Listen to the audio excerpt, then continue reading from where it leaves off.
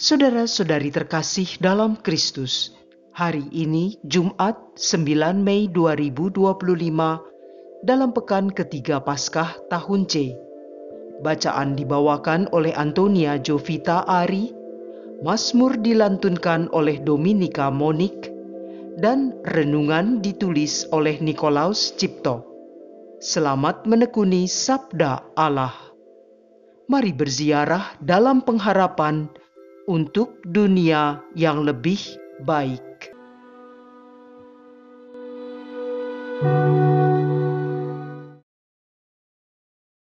Dalam nama Bapa dan Putra dan Roh Kudus.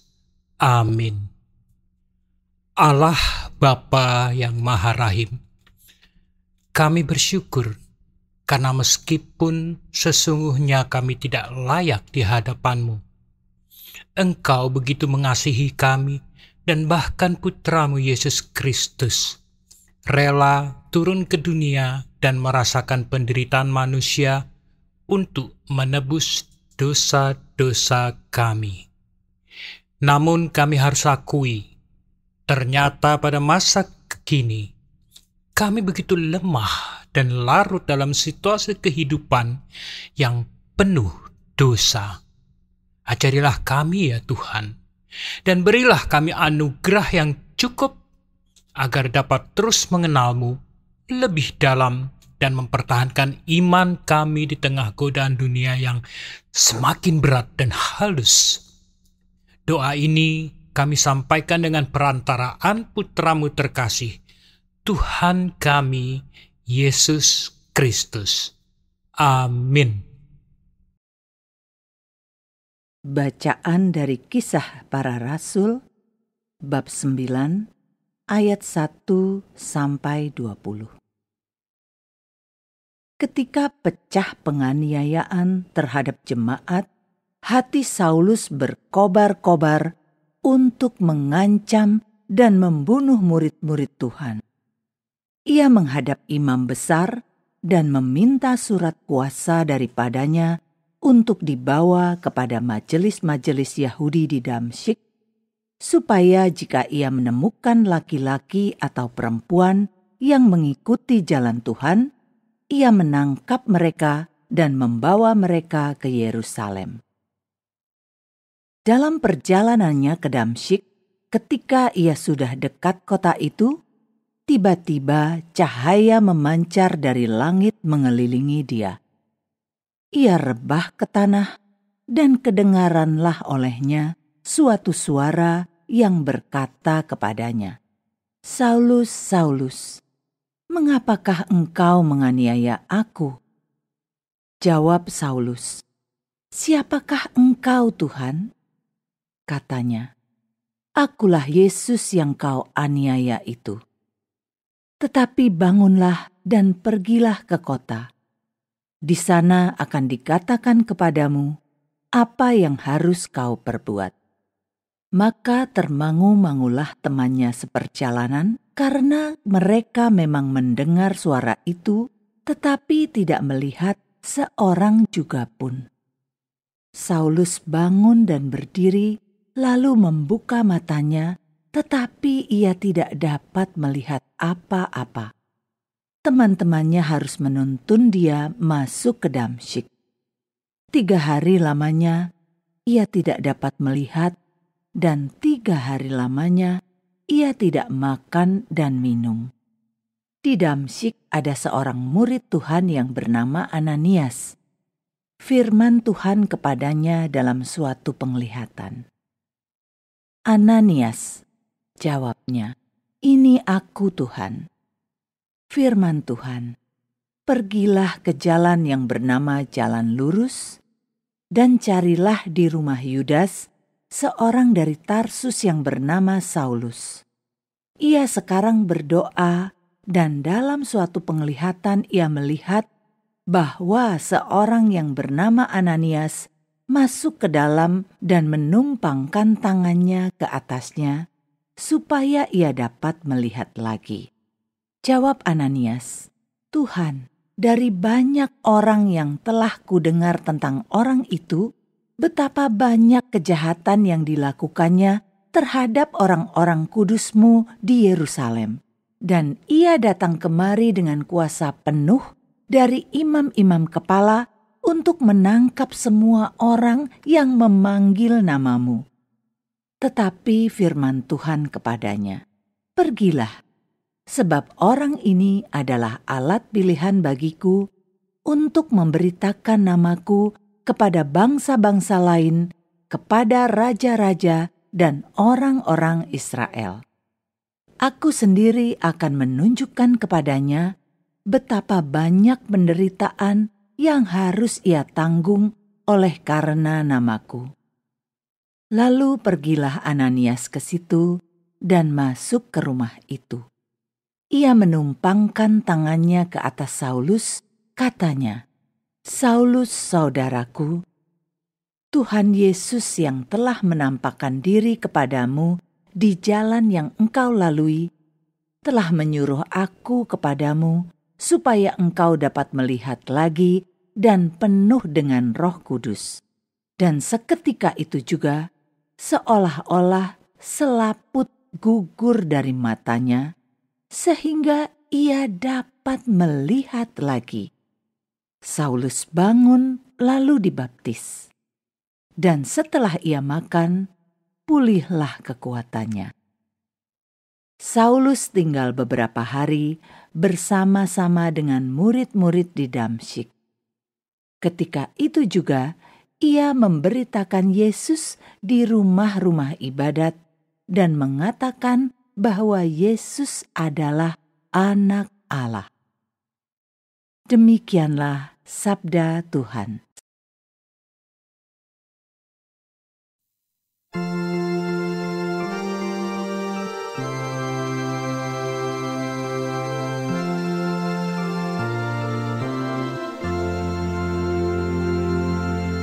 Pergilah ke seluruh dunia dan beritakanlah Injil.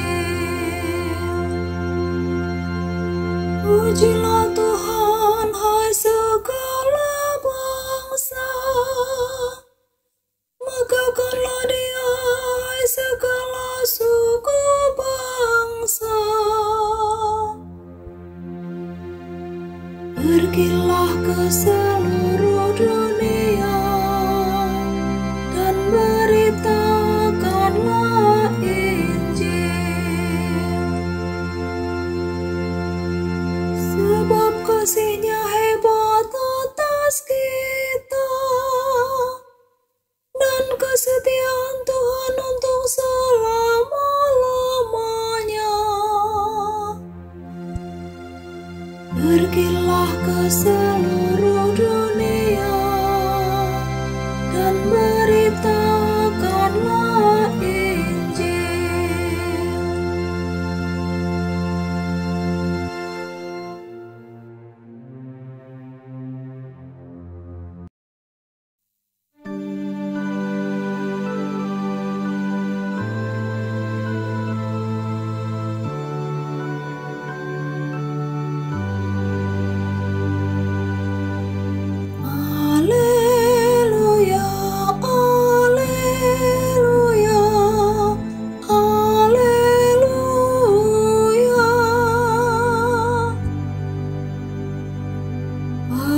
Siapa makan dagingku dan minum darahku, ia tinggal di dalam aku dan aku di dalam dia, sabda Tuhan. Haleluya, haleluya, haleluya.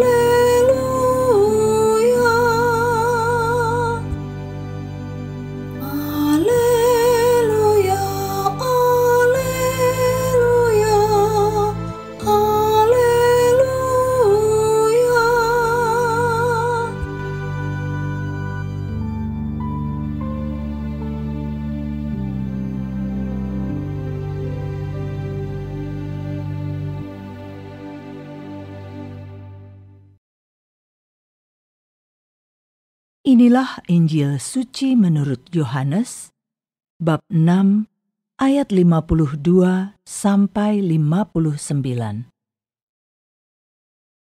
Di rumah ibadat di Kapernaum, orang-orang Yahudi bertengkar antar mereka sendiri dan berkata, "Bagaimana Yesus ini dapat memberikan dagingnya kepada kita untuk dimakan?"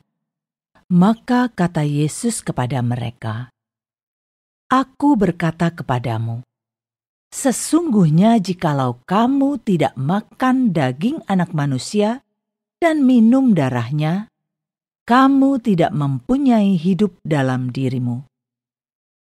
Barang siapa makan dagingku dan minum darahku, ia mempunyai hidup yang kekal, dan aku akan membangkitkan dia pada akhir zaman.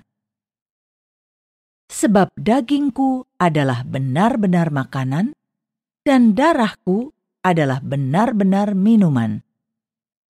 Barang siapa makan dagingku dan minum darahku, ia tinggal di dalam aku dan aku di dalam dia. Sama seperti Bapa yang hidup mengutus aku dan aku hidup oleh Bapa, demikian juga barang siapa yang memakan aku akan hidup oleh aku. Akulah roti yang telah turun dari surga, bukan roti seperti yang dimakan nenek moyangmu dan mereka telah mati. Barang siapa makan roti ini, ia akan hidup selama-lamanya." Semuanya ini dikatakan Yesus di Kapernaum ketika ia mengajar di rumah ibadat. Demikianlah sabda Tuhan.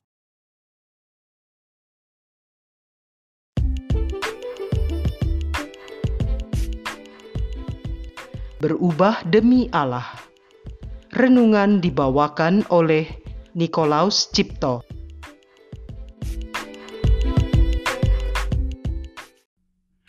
Bapak, Ibu, saudara-saudari yang terkasih dalam Kristus. Saya pernah memperoleh kesempatan yang tak terduga untuk membimbing saudara-saudara seiman dari Papua. Kesempatan ini adalah kesempatan langka sekaligus menantang bagi diri saya. Tantangan besarnya adalah mereka berasal dari wilayah nelayan yang jauh dari kota besar, namun sudah menjadi sebuah stasi. Mudah untuk diduga akan ada perbedaan besar dalam komunikasi, budaya, tingkat pendidikan, cara berpikir, dan lainnya. Namun jauh di dalam lubuk hati ada pemikiran bahwa mereka sebenarnya adalah mutiara-mutiara yang terpendam tetapi sulit untuk berkembang dalam pengetahuan dan pendidikan karena faktor kesempatan. Akhirnya tiba saatnya untuk bertemu dan proses pembelajaran pun terjadi, walau semua harus dilakukan via Zoom. Dan seperti yang telah diduga, cukup banyak tantangan yang harus dihadapi saat menjelaskan tentang gereja dan ajaran-ajaran Tuhan Yesus. Kami, anggota tim pembimbing yang terdiri dari 3 orang, harus putar otak untuk mencari cara menjelaskan sesederhana mungkin tanpa kehilangan esensi ajaran gereja yang dimaksud. Dan puji Tuhan, tanpa terasa seluruh proses yang berlangsung dalam 9 bulan itu berjalan dengan sangat baik berkat campur tangan Roh Kudus. Pelajaran paling berharga yang kami dapat dari pengalaman ini adalah perubahan iman dan pengertian terhadap Yesus seringkali tidak dapat diraih dalam waktu singkat, bahkan menuntut usaha yang konsisten dalam jangka waktu panjang. Ada saatnya kami merasa hampir putus asa, tetapi di waktu yang lain kami merasakan semangat yang besar. akhirnya kami paham, sekecil apapun, kemajuan tetaplah kemajuan, dan jika dipertahankan dalam jangka waktu panjang secara berulang, akan menjadi hasil yang besar dan berarti. Kini, kegiatan tersebut mungkin akan lanjut pada tahun keempat, walaupun sejak tahun ketiga saya sudah mengundurkan diri. Bapak, Ibu, saudara-saudari yang terkasih dalam Kristus, pengalaman melihat perubahan dalam iman yang terjadi pada saudara-saudara kita dari Papua tersebut ternyata juga tercermin dalam perubahan yang terjadi dalam diri seorang penjahat besar dan dikisahkan dalam bacaan pertama hari ini. Orang tersebut mencari, mengejar, menangkap, menyiksa, dan menghukum umat yang percaya kepada Kristus. Jika latar belakang ini diperhatikan, sulit untuk dipercaya bahwa di kemudian hari ia akan menjadi tokoh besar dalam gereja perdana yang menyebarkan ajaran Yesus Kristus. Tetapi Tuhan Yesus memiliki rencana tersendiri terhadap orang ini, yaitu Saulus.